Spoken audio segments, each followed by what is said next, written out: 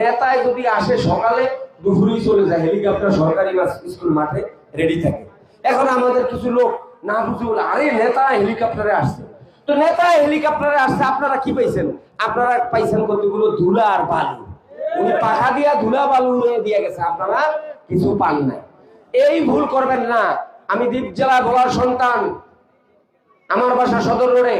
আমি এখানে সব সময় থাকি, আন্দোলন সংগ্রামে অতীতে ছিলাম, আপনাদেরকে নিয়েছিলাম, আগামীতেই থাকবো। আমি যদি আপনারা ভোট দেন, নির্বাচিত হই, আল্লাহ যদি কবুল করেন, আমি দ্বীপ জেলা ভোলায় গ্যাস ভিত্তিক শিল্পাঞ্চল করবো, ভোলা বরিশাল সেতু করবো।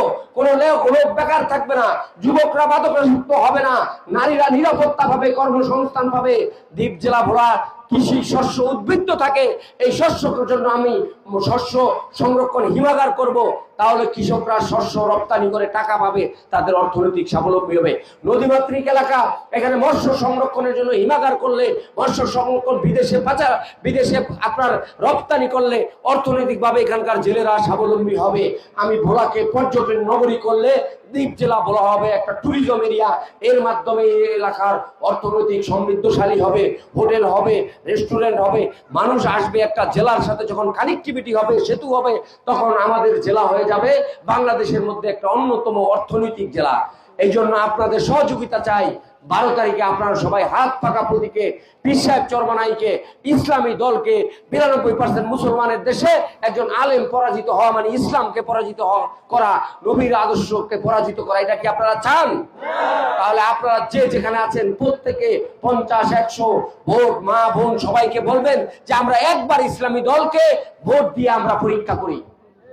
আমরা আপনাদেরকে বলতে পারি আমাদের দলে এমপি নাই, এটা আপনারা বলবেন, কিন্তু আমাদের দলে কোনো দুর্নীতিবাজ নাই, কোনো চাঁদাবাজ নাই, কোনো ব্যাংক লুটেরা নাই, বিদেশে পারি করেন এরকম কোনো লোক নাই, জনগণের হক আমানত নষ্ট করেন এরকম কোনো লোক নাই।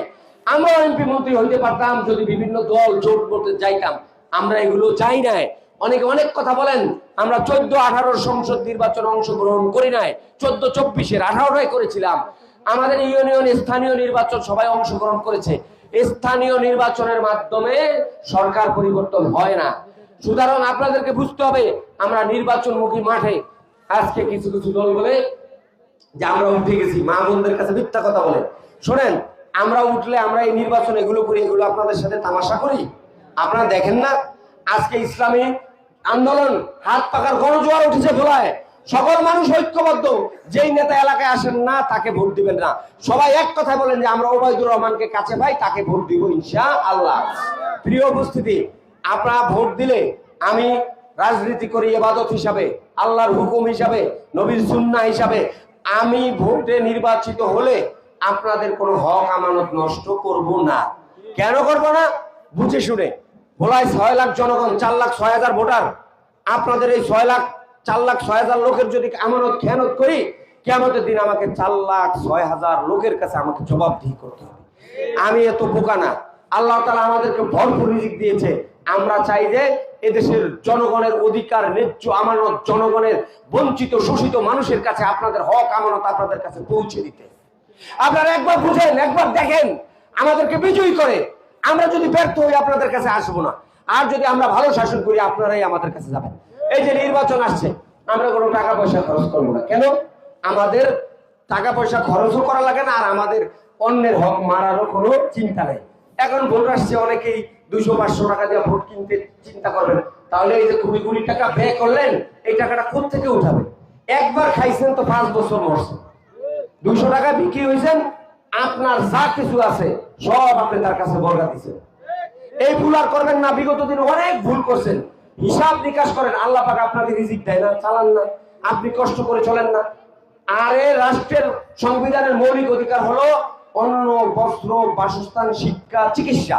এটা সরকার, যিনি এমপি হবেন, যার এলাকা বরাদ্দ জনগণকে দিবে।